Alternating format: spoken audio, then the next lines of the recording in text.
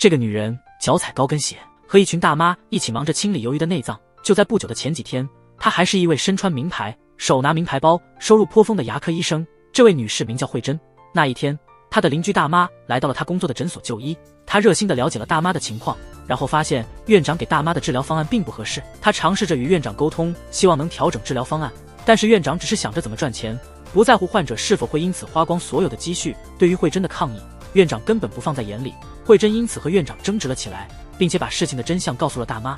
就这样，她得罪了院长，失去了工作。然而，失业在家的慧珍日子并不好过，她还得支付信用卡的账单，以及因为院长的阻挠，她连续几次面试都未获成功。慧珍感到非常头疼，于是她决定出门散散心，来到了童年常去的海边。她脱下了高跟鞋，赤脚走在沙滩上，本想感受温柔的海风，不料一波狂浪席卷走了她的一只高跟鞋。慧珍没办法，只好赤着脚。幸运的被热心的斗直看到，斗直慷慨地把自己的拖鞋给了慧珍。有了拖鞋，慧珍总算可以离开沙滩了。在回去的路上，她帮了一个掉了牙齿哭泣的小孩，这个小孩正好是一家餐厅老板娘的孩子。老板娘无意中提到这个地方挺好的，只是缺了一家牙科诊所，还随口问慧珍有没有兴趣在这里开设自己的诊所，并说如果慧珍开诊所，她一定会去光顾。老板娘说话无心，但慧珍却听出了机会，心里开始酝酿这个念头。离开的时候，她还特意留意了岛上的招租广告。当慧珍准备开车离开，她发现车子居然发动不了。这时她肚子突然痛了起来，只好进了一家咖啡馆，随便点了杯咖啡，顺便去了趟洗手间，想结账离开时，却发现店里的刷卡机没有信号，不能使用。她的手机突然也没有信号了，身边连点现金都没有带，只能把手机寄存在店里。她只得去附近的 ATM 试图取钱，可是连 ATM 机也出了故障，没有别的办法。她尝试说服咖啡店的老板，让他回到首尔再汇款，但店老板冷酷地拒绝了她。她真是我见过最倒霉的女孩，刚因失业到海边舒缓心情，结果心爱的新鞋还被海浪卷走，想要开车离开这里，却发现车子坏了。进咖啡店想安慰一下自己，结果连手机信号都没了。正当她不知所措时，海滩上曾帮助她的那个男人出现了。那男人名叫斗直，通过斗直她才知道手机没信号是整个岛的电信网络都出了问题。慧珍只好向斗直求助，希望借点钱渡过难关。尽管慧珍长得漂亮，但斗直并没有直接帮她付账，而是带她去码头，让她靠清理鱿鱼内脏来赚取报酬。慧珍手忙脚乱地开始做起了这项工作，却还是遭到了老奶奶们的嘲笑。经过一天的辛苦劳作，慧珍终于完成了任务。斗直把赚来的工资送给了她，想到那辆开不了的车，慧珍便打起了斗直的主意。斗直检查了一下车辆，发现是车胎瘪了，遗憾地告诉慧珍今天没法修好，还提醒她身上有股味道，建议她去不远的汗蒸房过夜。慧珍采纳了这个建议，结果在汗蒸房又遇到了斗直。第二天，她终于能回首尔了。在回家的路上，她接到了前上司的嘲讽电话。就这样，她下决心在海边开一家牙医诊所。她找到了餐厅老板娘，让她带路去找房产中介。结果老板娘临时有事，只好指了个方向就匆匆离开。然而在路上又碰到了斗直，面对慧珍的疑虑，斗直直接展示了他的房地产从业资格证。在热情的市民斗直的帮助下，慧珍找到了她理想中的店铺和住所。当慧珍提出她对装修有很高要求时，斗直毫不犹豫拿出了一系列证书。慧珍简直惊呆了，斗直是不是无所不会啊？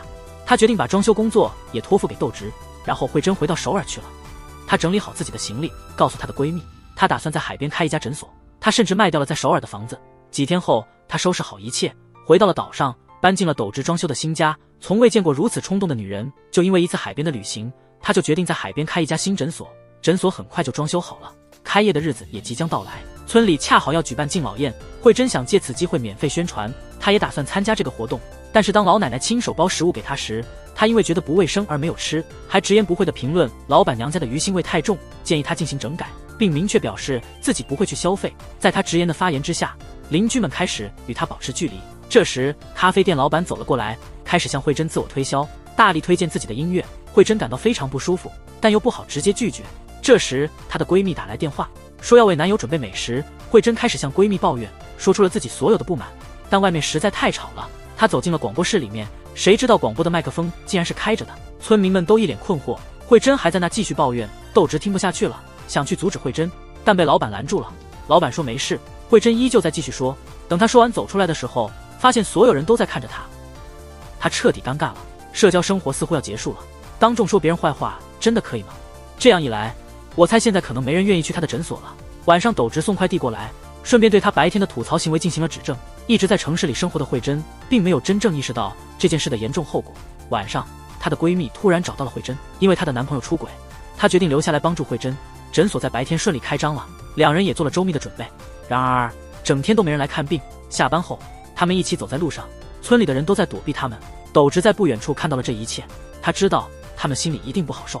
这是我见过的最不懂经商的商人了。慧珍放弃了大城市的牙医工作，在这个偏远的海边开了家小诊所，村里的每一个居民都是他的潜在顾客，但他却公开批评了整个村子的人。结果诊所开张一整天，却连一个病人都没有。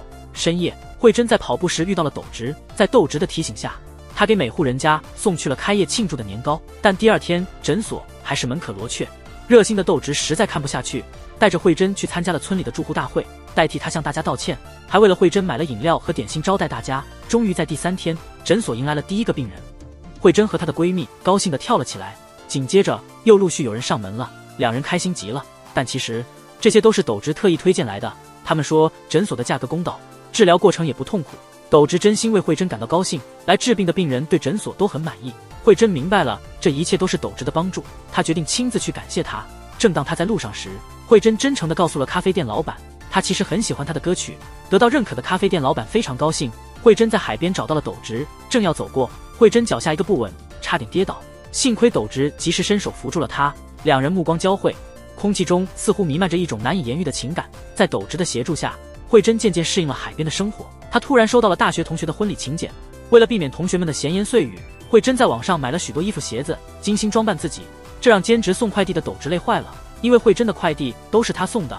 婚礼当天，慧珍正准备驾车前往首尔，这时斗直带着3位老奶奶来拼车，于是5个人一同出发了。路上遇到了一个疯狂驾驶的大叔，慧珍实在忍无可忍，踩下油门追了上去，想要教训那位大叔。可慧珍并不擅长争吵，根本斗嘴不过大叔。而坐在后排的奶奶却是老将，这位女士曾是大都市中收入颇丰的职业女性，自从搬到海边开了诊所，虽闹出不少笑话，但在斗直的热心帮助下，她也慢慢的融入了当地生活。这一天，斗直背着牙疼的奶奶来到慧珍开的诊所，检查之后，慧珍建议给奶奶植牙，可奶奶觉得植牙太贵，宁愿把所有的牙齿都拔了算了。但慧珍知道全拔牙齿风险很大，她好言相劝，奶奶因为担心费用，依然坚持要拔牙。慧珍不得已板着脸让奶奶离开，奶奶气呼呼的走了。斗直回来质问慧珍的决定，两人关心的焦点完全不同。斗直不忍奶奶受牙痛之苦，他带着钱去找奶奶，结果刚开口就挨了一脸水。没有办法，他只能再次来找慧珍帮忙。斗直表示愿意出医药费，只求慧珍暗中帮奶奶植牙。慧珍坚守医德，断然拒绝了这一请求。斗直无奈，只好动之以情。他开始叙述奶奶那不平凡的一生，他一生都在为别人而活，不希望因为昂贵的植牙费用给孩子们造成经济压力。但慧珍劝说他，真正为孩子好就要活得健康长寿，而不是为了省钱而忍受疼痛。斗直被这番话说服了，他又去找到了奶奶，把慧珍的话告诉了他。奶奶听后感到振奋，给在外地工作的儿子打了电话，但在开口之前，儿子在电话那头抱怨起自己的烦恼，奶奶只能说自己一切都好。面对奶奶的病历，回想起斗直昨晚的话，善良的慧珍找到了奶奶，正赶上吃饭时间，奶奶邀请她一起用餐，慧珍最终说服了奶奶接受植牙，只收取了成本价。第二天，奶奶回到诊所，全款支付接受了植牙手术，还把这个好消息告诉了斗直。斗直也真心为他感到高兴。你周围有这么多才多艺的朋友吗？他既是快递员，又是中介，还是装修工，几乎所有你能想到的职业资格证他都拥有。晚上，慧珍一个人在家洗头，突然停电了，他叫来了电工，果然又是斗直。斗直似乎承包了整个村子的业务。斗直检查之后发现是电力公司的问题，两人坐下来一边吃雪糕一边聊天。斗直离开时，把慧珍被海浪冲走的鞋子还给了他。看到完好如初的鞋子，慧珍感到非常惊喜。第二天，慧珍直接穿上这双鞋去上班。下班准备回家时，南叔大姐邀请她参加村里生意人的聚会。慧珍本来想拒绝，但听说斗直是会议的主持人，她就毫不犹豫地答应了。聚会实在是乏味透顶，慧珍无意间瞥见咖啡馆老板的小女儿正沉迷于偶像的照片，她记起自己曾给那个组合里的成员治过牙，于是有了和他的合影。可那孩子却一点也不信。慧珍只得无奈地重新投入那些无聊的议论，她想尽早把聚会结束，早点回家，于是装作醉态。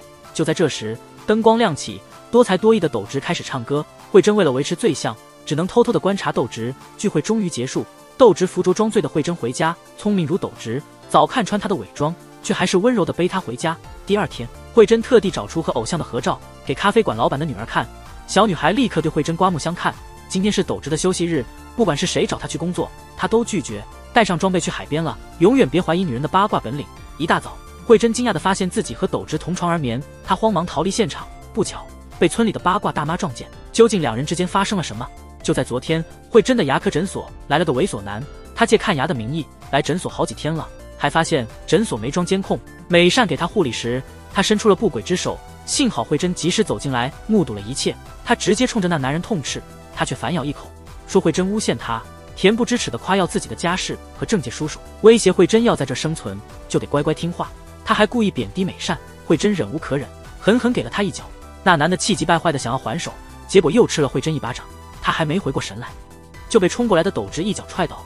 多亏了一位来诊所的老奶奶发现了那男人的鬼把戏，老奶奶立刻给斗直打了电话。那男人被送到了医院，他怒气冲冲，准备利用自己的关系好好教训他们。哪知老奶奶捡到了他的手机，手机里全是他不法的证据，还没来得及教训人，他自己就得进监狱了。慧珍为了感谢斗直，特地带上珍藏的红酒还有水果篮去找斗直。斗直准备了一桌好菜，两人喝着酒聊起了往事。从小就失去了母亲的慧珍眼中泛起了泪花，脸上也泛起了红晕。斗直温柔地用冰冷的手帮慧珍降温。当慧珍第二天醒来，惊讶地发现自己在斗直家过夜了。看到还在沉睡的斗直，他匆匆离开，却被南叔姐撞个正着。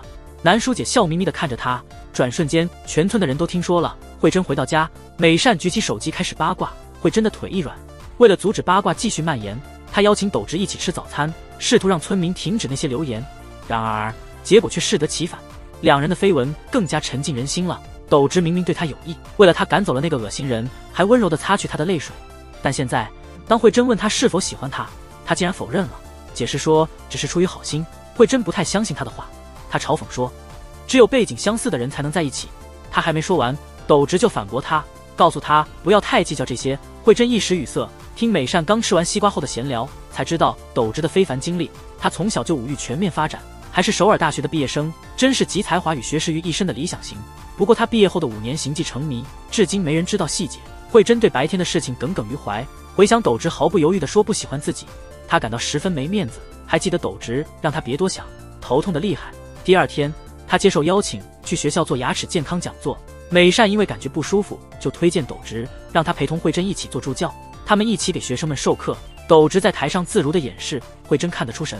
课后他们一起去吃饭，慧珍为了避嫌，故意开车带斗直去邻村用餐。他半信半疑斗直是首尔大学出身，直接拿出高考试题考验他。斗直轻松作答，答案全对，慧珍终于信服了。饭后他们准备离开，不料天开始下雨，慧珍拿出伞准备撑开，觉得差不多该玩完了。慧珍担心第二天会感冒，斗直伸手摸摸她的额头，突然让慧珍回想起那天晚上的情景。他想，你绝对没见过这样的男孩，明明对这个可爱的小姐姐有意，知道她也对自己有好感，却故意装作无动于衷，这让慧珍心情沉重。她不想再沉浸在斗直的暧昧中，决意要划清界限。第二天买咖啡时，她故意冷淡地忽略斗直，连平时的特制咖啡也拒绝了。这一系列的冷处理让斗直急了，他立刻赶到诊所，借查牙为由找慧珍。他认为慧珍之所以突然变得冷淡，是因为记起了那晚的亲吻。他满脸自信地开始解释，希望她不要介意那次吻，在国外这都不是什么大事，还坚称男女之间可以有纯粹的友谊。斗直那认真的神情让慧珍感到失落，尤其是看到斗直和其他女孩子开心聊天的照片时。那一天程贤不小心闯到这座岛屿，他方向感特别差，连导航都搞不懂，正在拍风景时差点滑下坡，幸亏遇到了斗直。他们发现彼此都喜欢摄影，很快就成为了好友。没多久程贤又来岛上，结果又迷路了，因为觉得奶奶家的房子好看，就不知不觉走了进去，结果被当成小偷被奶奶抓住。幸运的是斗直又遇到他。2周后，岛上的年度灯塔歌谣大赛临近，听说今年的奖金很丰厚，村民们都很兴奋，他们建议慧珍和斗直组队参加。这时南叔大姐却说，看他们俩坐得这么远，关系肯定结束了。慧珍不喜欢别人讨论她的私事，她澄清自己和斗直没什么关系，警告大家以后不要再八卦他，否则他不会再忍受。说完就起身离开了。斗直跑出来想要劝慧珍，但慧珍不买账，他还要求斗直以后保持距离，他不想和他有任何牵连。就这样他们不愉快地分开了。曾经暧昧的两人因为处理事情的方式不同而分道扬镳。歌唱大赛当天，他们虽然再次相遇，却依然错身而过，似乎真的没有了牵扯。歌谣大赛正式开始，第一个上台的是咖啡店老板，他唱的是为女儿小美写的歌，但小美却没在认真听，只是低头一直看着手机里的偶像。小美也准备上台表演，小美腿部受伤了，被斗直看见，他劝她不要冒险上台，但小美太固执了，斗直没办法，长时间没和慧珍说话，也去请慧珍帮忙。慧珍问小美为什么执意要上台，小美说要赢得奖金，用来矫正自己的虎牙。因为他不敢在心仪男孩面前笑，怕他会喜欢上其他人，所以决定孤注一掷。他带着伤上台准备演出，慧珍实在担心，上台辅助他。他们3个一起快乐的庆祝，本以为能轻松夺冠，却意外听到了天籁般的歌声。小美感到非常失望。然后小美的偶像团体上台表演了，小美看到偶像，激动得不得了。比赛最终落下帷幕，慧珍和斗直在街上偶遇。斗直夸赞慧珍刚才很酷，还轻轻地摸了摸慧珍的头。就在这时，远处绽放了烟花，他们一同欣赏着璀璨的烟花。斗直忍不住看向慧珍，看着她美丽的笑容，心里又不自觉地被触动。斗直站立不稳，突然向后倒，程贤突然出现，将他稳住。程贤是个著名的节目制作人，也是慧珍大学时的前辈，这次来岛上是为了制作美食节目，没想到意外遇到了暗恋的慧珍。程贤一直暗恋着慧珍，却迟迟未能表白，直到另一个男人出现，斗直这才意识到自己的情感。程贤是慧珍的大学前辈，这次来岛上拍摄是为了美食节目，意外的再次遇见了慧珍，慧珍也感到意外和惊喜。两人多年未见，加上程贤之前认识斗直，3人便来到斗直家叙旧。在那里，他们边吃边喝，气氛非常愉快。程贤惊异地发现，慧珍钟爱的红酒和他一模一样。斗直不自觉地争辩说，那种红酒太淡了，红酒就应该喝波尔多的。程贤和慧珍继续聊他们喜欢的美食，两人都特别爱吃辣炒年糕。斗直又开始反驳，对慧珍有感觉的斗直没有意识到这一点，平时彬彬有礼的他，今天竟变成了吃醋的杠精。大伙儿喝得有些上头了，趁着还没完全醉，程贤请求斗直帮忙做节目的向导。喝醉了的慧珍准备回家，发现斗直在外面，只好将他扶进屋里，自己也因为力竭倒下。第二天早上，慧珍匆忙离开，斗直作为向导的工作也开始了，正准备给程贤寻找拍摄地点，程贤却早已看中了坎离奶奶的房子。他们去坎离奶奶家商谈租房事宜，但遭到了拒绝。程贤表现得很有风度，并不纠缠，道了歉便离开。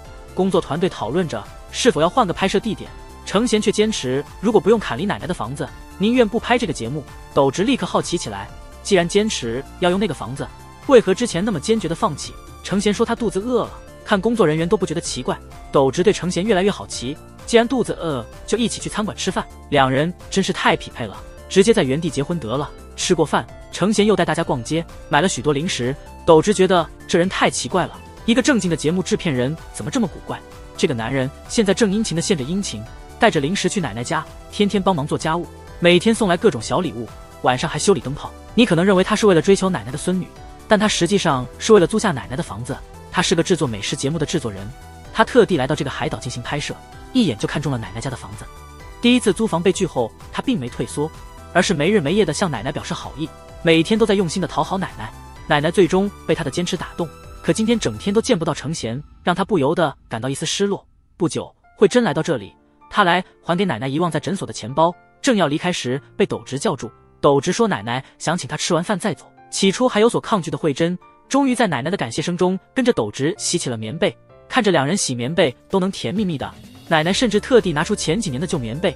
他们刚洗完棉被，程贤就出现了，他带来了特别从城里买的蛋糕，为了感谢奶奶，奶奶好心的邀请他留下共进晚餐。面对美食的诱惑，程贤怎能拒绝？他一挥手示意大家。慧珍激动地拍打着斗直。阿俊是个男团成员，他是来参加程贤的美食节目的。第二天，斗直给奶奶送去牛奶，奶奶被程贤的真诚所打动，决定把房子租给他。他拜托充当中介的斗直办理租房事宜，斗直找程贤商讨租房合同的事。聊着聊着，程贤问起慧珍的情况，斗直一时愣住了。他终于意识到自己对慧珍的感情，为了节目效果更佳，程贤还请求斗直教他冲浪。或许因为对情敌的嫉妒，斗直让程贤不停地喝海水。冲浪结束后，为了表示感谢，程贤请斗直吃冷面，但斗直无兴趣地离开了。这时慧珍出现了，斗直不顾脸面的又回到了现场，没想到慧珍也打算吃冷面。3人一起来到了餐馆，程贤热情地为慧珍拉开座位，但慧珍不假思索地坐到了斗直旁边。斗直得意的笑容让人忍俊不禁，程贤似乎也明白了什么，程贤再次愣在原地。斗直满意的笑了，这是2个情敌的较量，外表平静的共进晚餐，实际上暗流涌动。斗直和程贤都对慧珍有意，他们像斗气的公鸡，都不肯退让。第二天，斗直在超市收银台打工，遇到了带着颈托购物的慧珍，这才知道慧珍有颈椎问题。看到慧珍披散的长发，斗直目不转睛。夜晚来临，斗直开始配置治疗颈椎病的药物。在另一边，工作人员在谈论有关昨晚的尾随绑架未遂案。程贤立刻担心慧珍的安全，赶紧来到慧珍家，带来了各种防身用品，还有他一直带着的幸运玩偶。当晚，斗直带着昨晚配好的药物来到了慧珍家，正好碰上程贤送慧珍回家。斗直递给慧珍药物，心不在焉地说是快坏了才给她，然后在雨中离开。第二天，细心的慧珍发现斗直因帮忙追小偷而受伤，斗直却说没事就离开了。关心的慧珍带着药箱去斗直家，帮他处理伤口，还煮了粥。斗直最终睡着了。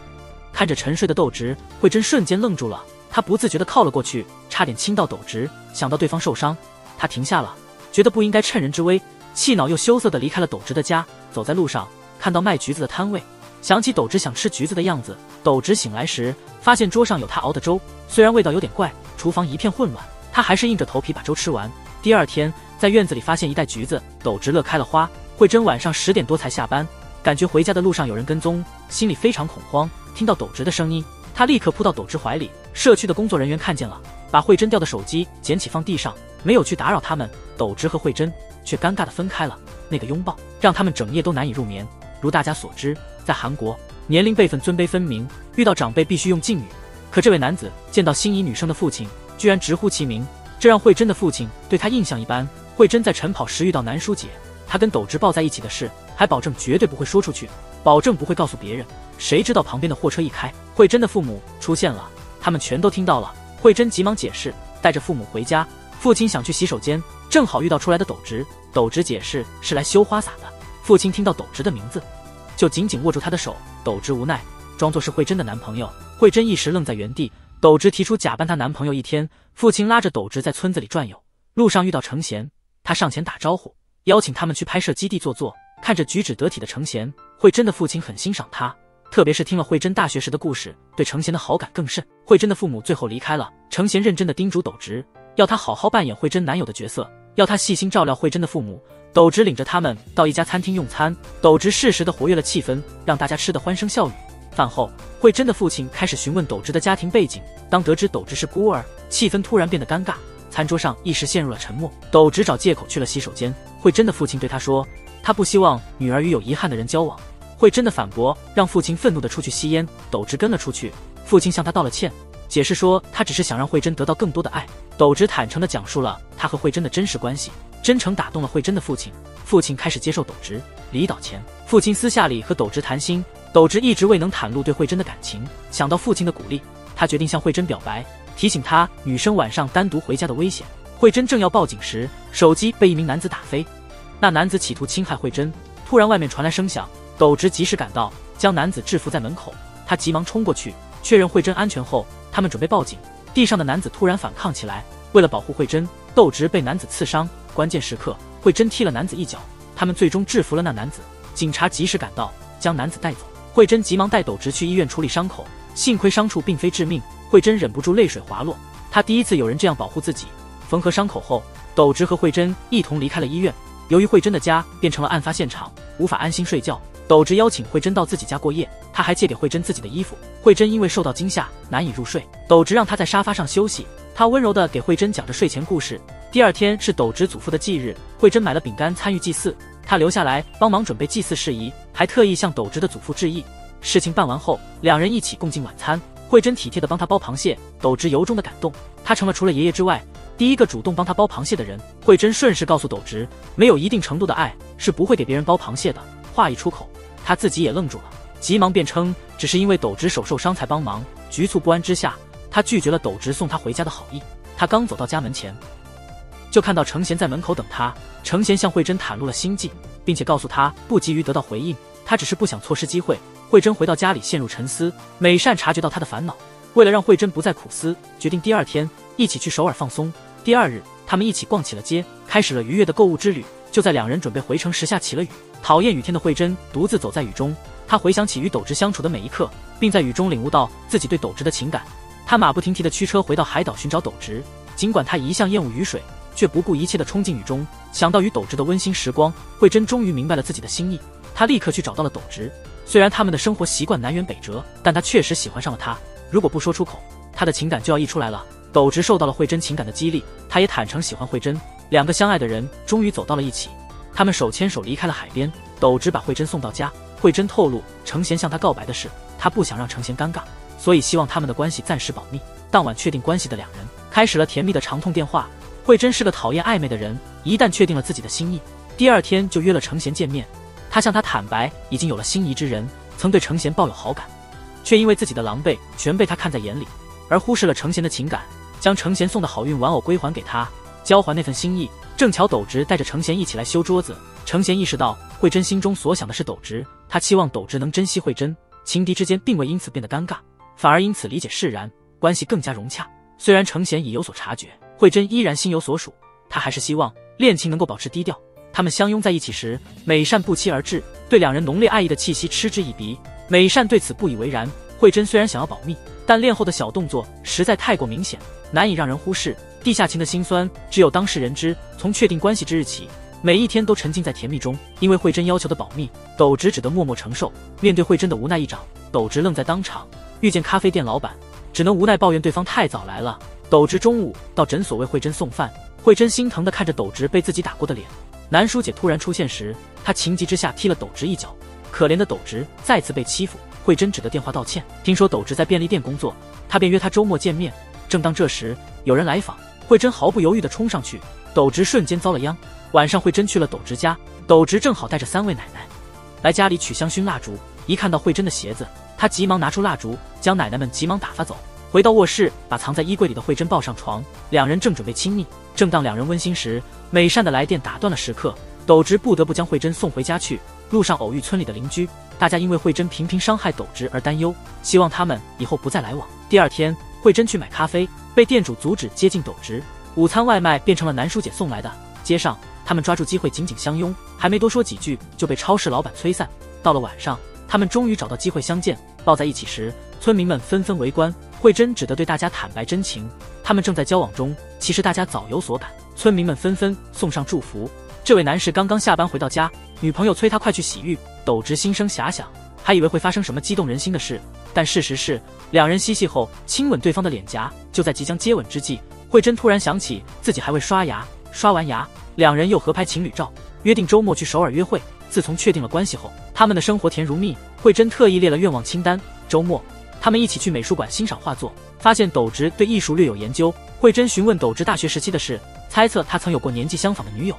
当慧珍追问时，斗直不愿多谈。他们接着逛到了商场，慧珍让斗直试穿了好几套衣服，并送他最合身的那一套，说是给他当生日礼物。之后他们来到钻石项链柜台，慧珍直接要求柜台小姐取出一直心仪的项链，斗直想要购买送给慧珍，但看到价格后吃了一惊。慧珍二话不说刷卡购买，斗直愣在当场。用餐时他仍心情沉重。晚上送慧珍回家路上，慧珍察觉到他心情的异常，他担心自己挥霍无度，让斗直感到负担，斗直感到了压力。斗直邀请一直在家等待的慧珍一起去海边。慧珍向斗直坦白了自己的担忧，她害怕斗直会因为她而感到压力，所以她决定将那条项链卖掉。斗直急切地追问项链是否真的被卖掉了。在听到肯定的回答之后，他才拿出了准备好的礼物，是他亲手制作的首饰盒。慧珍说即使项链卖掉也没关系，因为他还有很多其他的首饰。他被斗直的这份心意深深感动，两人依偎着在海边夜晚共赏星空。有女朋友的男人都懂这份心情。今天是斗直的生日，慧珍一早就起来熬制海带汤。她带着海带汤来到斗直家，发现大家都在忙着准备生日庆祝。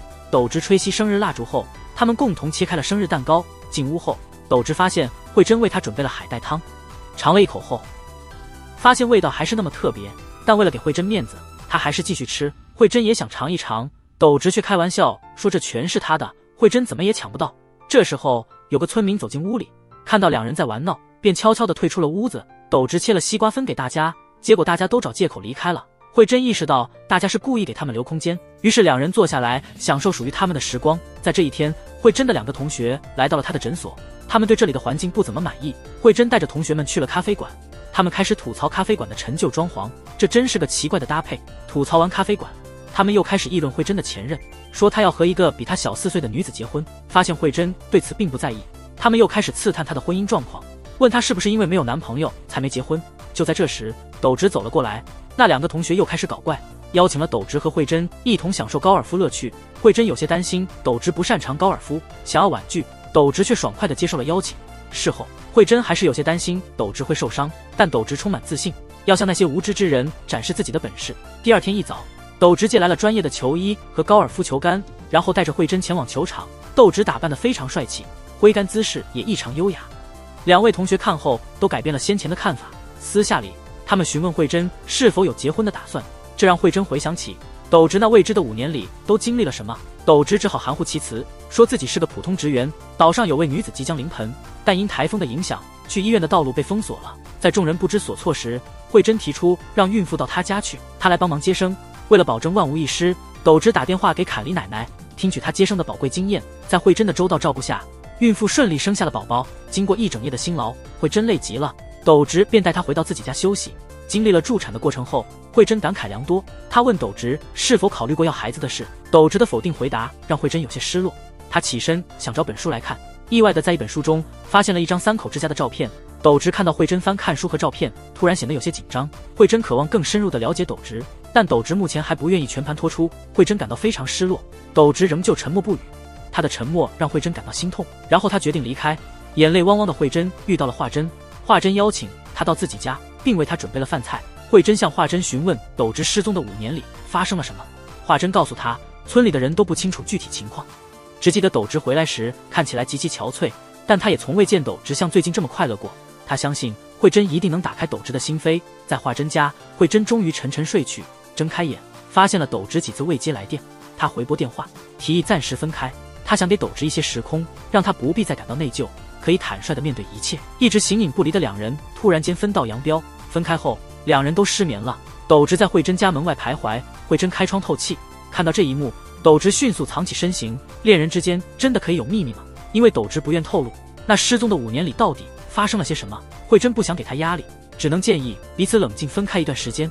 那一天，慧珍收到了继母寄来的腌菜，她给继母打电话表达感谢。父亲接过电话，让他转告斗直有时间来访。慧珍挂断电话，回想华珍说过的，斗直自小就显得很成熟，从不会轻易向人展示自己的脆弱。他决定主动找斗直，将继母送的腌菜分了一部分给他。他坦言自己性子急躁，如果斗直能答应他，有朝一日愿意向他敞开心扉，而且确信斗直的未来有他一席之地，那么他愿意耐心等待，但也希望不要等太久。斗直给出了肯定的回应。次日，坎离奶奶让斗直帮忙取大骨汤。路上，奶奶告诉斗直，自己很高兴他身边有慧珍，并希望斗直能找到幸福。受到奶奶鼓舞，斗直终于准备向慧珍坦白过去的秘密。但就在此时，有人认出斗直的全名，那人冲上来将斗直打倒在地。原来那人的父亲因斗直而成了植物人。那人父亲的名字让斗直震惊，斗直突然变得像完全不同的人。他决定离开那里。慧珍担心地跟了上去，斗直冷冷地让他别跟随。他向慧珍坦诚那个男人所言都是事实，他曾在他家发现的那张全家福，照片中的哥哥竟然也是他手下亡魂。面对这一切，慧珍语塞。他回到家中，向美善倾诉着所有。斗直的精神状态堪忧，急急服下药物，好不容易平复了心绪。第二天，整个村子的店铺陷入混乱。斗直缺席之下，所有店铺都忙得不可开交。坎离奶奶在斗直家门口放下饭菜后便离去。那5年里究竟发生了什么？一个曾经阳光开朗的大男孩，如今变得沉默寡言。就在那一天，斗直被一个男子冲出来痛打，从此饮食不振，意志消沉，甚至彻夜难眠。慧珍对此深感忧虑。程贤得知斗直的状况后，找到了那个男子小金。小金告诉他，斗直曾是 YK 基金的经理，小金的父亲曾在那家公司担任门卫。在斗直的引荐下，他的父亲投资了基金，结果小金的父亲把所有积蓄，包括抵押房产的钱，全部投入了基金。然而金融风暴来袭，父亲的一切积蓄付之东流，这对小金的父亲是致命的打击。他经受不住，选择了自杀。幸亏被及时发现并抢救回来。在小金努力工作后，他的父亲终于苏醒。小金还透露给程贤，斗直的上司因一场车祸去世了，这个上司还是程贤的姐夫。另一方面，美善知道慧珍担心斗直，便上网搜索相关资料，查到了关于斗直工作的新闻报道。坎离奶奶也很担心斗直，怕他饿着，特意送饭过去。但他再次前往时，发现斗直连一口饭都没动。他只好拿着玉米去找慧珍，告诉慧珍斗直最近都没好好吃饭，希望慧珍能多关心他。慧珍带着食物去了斗直家，他希望斗直能好起来。斗直留下慧珍，并决定告诉他那5年发生的事情。读书时，他结识了学长郑宇，二人感情深厚，如同兄弟。在郑宇的推荐下，斗直得以进入基金公司工作。老金不听劝阻，把所有财产都投入了基金。斗直忙于工作，未能及时关心老金。忙碌结束时，却传来老金自杀的噩耗。斗直想开车去探望，却被郑宇劝阻。郑宇亲自驾车送他前往医院，途中为避开迎面来车，遭到了失控大货车的撞击，郑宇不幸遇难。斗直自那以后一直陷于悲痛之中。慧珍深知斗直的痛楚，上前紧紧拥抱他，让他畅快哭泣。市场如此多变，千万别轻易劝人投资股市。5年前，斗直在基金公司工作期间，介绍公司门为老金投资基金，老金执意投入了全部积蓄，不巧市场不佳，资金全数损失。受此重创的老金选择了自杀。斗直与郑宇关系良好，郑宇开车带他去医院探望老金。不料途中出了致命的车祸。郑宇的逝世让斗直无法释怀。程贤了解真相后，告诉了小金，斗直自那事故后也饱受折磨，正是在探望老金的路上出的事。或许这一切都是命运的安排。程贤建议小金去找斗直了解清楚。小金终于找到斗直，才明白原来父亲自杀后，斗直变卖了所有家产，把钱给了他的母亲，这才使得他家无债一身轻，不需为学费担忧。斗直表明，他并不是要用金钱赎回父亲的生命，而是要帮助养老金实现让儿子穿上漂亮西服的愿望。小金于是向斗直道歉，明白不该将怨气撒在他身上，但他只是想找个出口来发泄心中的恨意。这一天，斗直与慧珍准备一同去祭奠郑宇，正好碰上了郑宇的遗孀和小夏朗。美叔让夏朗走向斗直问好，看到小夏朗，斗直情不自禁地落泪。美叔向他表明他已经释怀。一瞬间，斗直仿佛看到郑宇在一旁安慰他。斗直陪着慧珍坐在海边，跟他说要珍惜当下，别总是纠结于是否能够幸福。斗直向慧珍坦诚，自己原本打算在车祸后结束生命，但坎里奶奶的一条短信救了他，于是他决定回到海岛。回到岛上后，大家都来送食物和找他帮忙，这让他重新振作起来。慧珍也趁机向斗直道出心里话。他收到了成为临床教授的邀请。斗直询问慧珍是否要回首尔，但慧珍说仅仅是去参加个研讨会，他更爱着海岛，打算留下。你能相信吗？这些人笑语盈盈，脸上毫无悲伤，其实正参与着一场葬礼。那一天，坎里奶奶在梦中安详离世。在葬礼上，斗直依照坎里奶奶的遗愿，在灵堂摆放了她的许多照片。坎里奶奶希望她的葬礼能够让大家笑着玩得开心，众人也确实做到了。但到了夜晚，斗直独自一人时，仍旧没能摆脱悲伤。慧珍特地来为他做饭，打开冰箱时发现坎里奶奶留下的玉米还未动过，玉米下面藏着一封信，信里嘱咐他要好好生活，好好吃饭，既是作为他的儿子，也是孙子。两人读完信后都泪水盈眶。慧珍正在和美叔一起吃饭，他向美叔透露打算明天向斗直求婚，他不愿斗直孤身一人，却苦无求婚的好点子。美叔建议他回归初心，说不定会有灵感。第二天，他约斗直一起海边散步，回忆起两人首次相遇的情景。慧珍认为找回鞋子是命运的安排，然后送给斗直一双新鞋。慧珍趁机向斗直求婚，原来斗直也打算今天求婚给慧珍。他拿出了曾经慧珍喜欢的项链作为求婚礼物，这是他用637个小时辛苦换来的，希望这次慧珍不要再卖掉。两人决定一起走过接下来的人生。第二天，村里有个大扫除活动，他们向大家公布了结婚的消息，村民们都真心为他们感到高兴。